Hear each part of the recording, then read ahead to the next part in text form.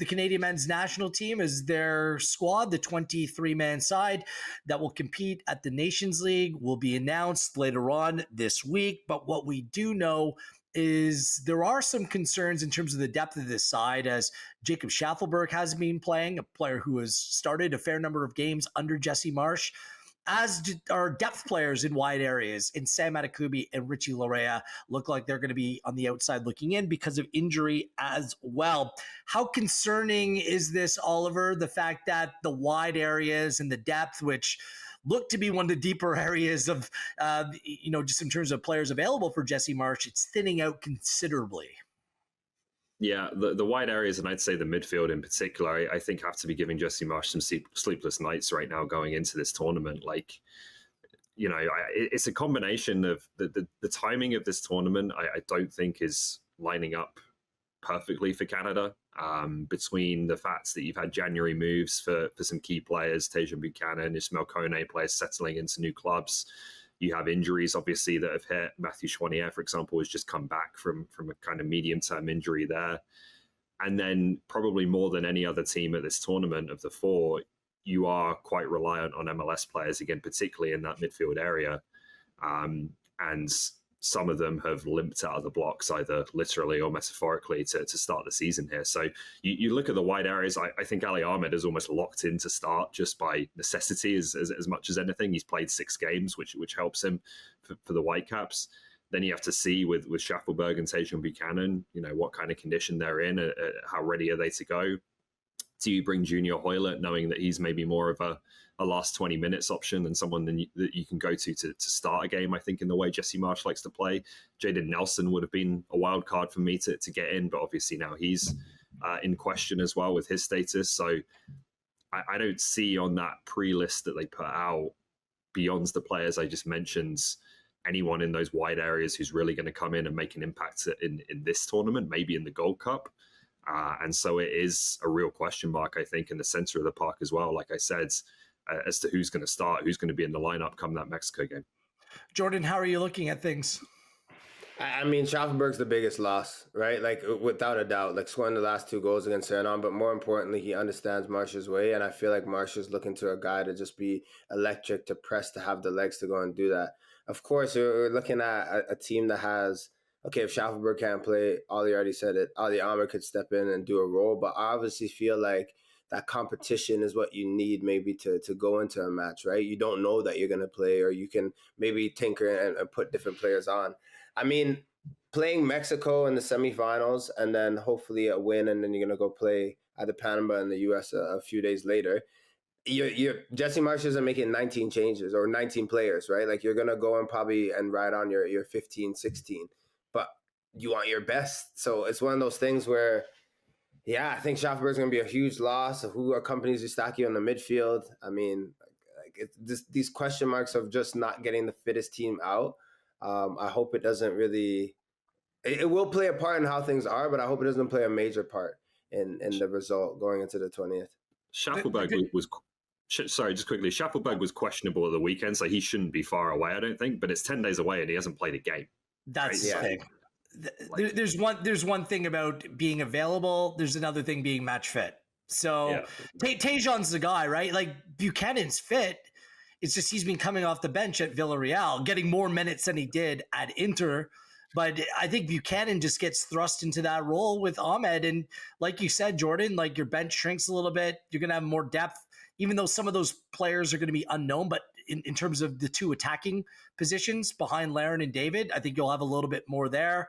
And it's 2 games, right? It's 2 games. It's not as if you need to get through a month. You need to get through 4 days. So that back four is the strength of this team. And obviously Jonathan David and Kyle Larin leading the line. And you kind of roll with that, and you need players to step up. But I'm looking at Buchanan as being the key to a lot of this, especially with no Schaffelberg potentially 100% available for the upcoming games. Let's talk James Pantemis, the Canadian goalkeeper, did something incredible on the weekend. He made 9 saves for the Portland Timbers and became just the second goalkeeper in MLS history to save 2 penalties in a half. Pantemis was preferred in the playoff game last season. I mean, he didn't color himself in glory, but neither did anyone as Portland lost to Vancouver Whitecaps. But Pantemis continues to remain in the mix in terms of the goalkeeping options for Canada. Max Crepeau was out. I mean, what a great performance there and a good moment for James Pantemis, Jordan Wilson. Yeah, I mean, it's not every day you save two and also guess right on the same side as well. I mean, the second one, you know me, we always talk about. Yeah, we always talk about. When you strike a pen, like make sure you hit a corner, but you still have to guess right. Pants mustn't be big and stay on the line. I'm more intrigued about the depth pool about the keeper position, right? Because we always talked about Crepeau and St. Clair, and I feel like as of late they flip flop. Like St. Clair started the last match against Suriname and felt like the guy. But who's after that? Who's the third? Who's knocking on the door? Like, is it McGill? Like, is it Sirois? Is it Pantemis? Like, I really don't know. I think it's up for grabs. I think that's exciting because for a long time you kind of knew who was going to be in between the sticks.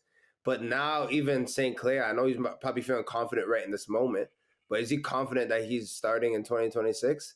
I don't know. I still think this is an open race for whoever wants to take it. Ollie? I think it's leaning more and more Dane St. Clair. Like he's got to start, I think, the next two games, just the respective form. And obviously now it seems like a little injury to Max Crepeau. I imagine they'll take one of the Portland keepers. And then the third, again, it's a 2-game tournament. So I wouldn't be surprised if Tom McGill's in, just as by virtue of the fact that he's not playing first team football right now, as opposed to Sirois or Pantemis. If you're going in a real depth chart, I think Sirois is probably the number 3 for me right now. But yeah, the bigger takeaway and the more relevant one, I think, in the short term is that Dane St. Clair's position as the number 1 for Canada continues to be strengthened. Yep. I think that's the one position out of 2026 that's more up for grabs than any of them for me. And I think it opens the door for a potential dual national if they go down that road as well. So we'll see the Canada squad, and we'll provide full analysis will be unveiled a little bit later on this week. Let's wrap up today's show with some Canadian Premier League news. Kunle Dataluke, we were wondering where he might land, the free agent coming out of Pacific, played 95 games. Pretty reliable as they come in terms of just being readily available and providing really something intriguing down that right-hand side. He is now signed with Vancouver FC as he stays in British Columbia to soar with the Eagles. What do we make of this move, and how important of a player can Dataluke be to the project that is Vancouver, Jordan?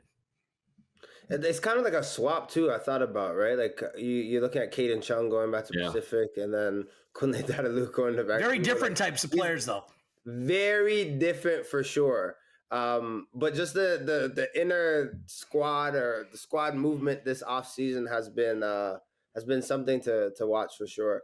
I spoke to him personally. I thought for sure he was going to find a club on the East Coast, and be more pointed, I thought he was going to end up at Forge, maybe even Halifax. The fact that he's staying West Coast and being with Vancouver, I think it's adding a little personality and stability to a club that for me is right now at the bottom. It's hard because I feel like everyone's jumbled in right there from like 4th to 7th, but I put Vancouver at 8th. But one thing about Kunle Dataluke, he finds a way to be on the pitch. He's going to be bombing up that right side. He's going to create service for Diaz, for Campbell. They obviously have that chemistry from the Pacific days. I feel like that is a big signing for those guys because you know what he's going to bring. You know what he does. And he is the only player in the Canadian Premier League that will take a big touch. I'm like, oh, he's lost it. And then still finds a way to keep the ball. Like his speed is something so different. I remember playing against him too. Like, don't dive in. Because as soon as you do, you're toast. Like, he's that fast. He's that electric. So, huge signing for the Eagles. Halifax needs a fullback, but he was never going to go there after what went down with him and the fans there. And I, as a footballing purist, and I consider myself a purist, I'm glad he didn't go there. You don't want to be like, oh, everything's cool now. You're one of us. No. It would have been a good announcement video, though. Yeah, it could have been epic. But I think Jordan makes a good point, Ollie, because Caden Chung's out, James Cameron out, and what Vancouver screamed to me, I think they just needed last season, is more athleticism. Some players with a little bit more pace, some players that are fearless going forward, and it seems like Dataluke fits the bill. Yeah, it's an excellent signing for them. They're an intriguing team. Like, I think they're probably on paper the thinnest team in the league right now. I have to say they still have work to do. but I do prefer the fact that their signings seem to be a bit more targeted this offseason. Like Taron Campbell and Kunle Dadaluk are proven performers at the CPL level. Yeah. You know what you will get out of those two. Surround them with some young talent.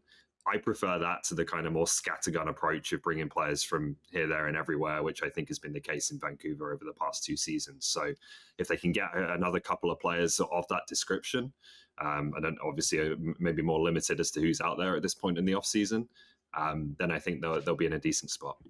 And fullback's a weird area because I kind of feel like some clubs have a lot of them and then other clubs just don't have enough.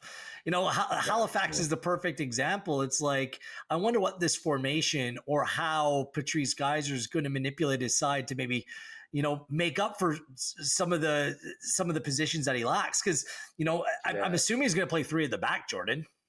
He's screaming wing backs, Patrice Geyser, but then you said it, like a bag of riches for Vancouver. You could play Pierce G as a right back. So like, is Kunle maybe playing on the wing?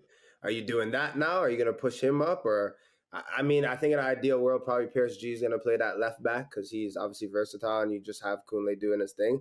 But yeah, the imbalance of a team and how a manager fits his system, it's exciting. But center backs, Halifax Wanderers aren't short of. Strong. Fullbacks, midfield. they're a bit short.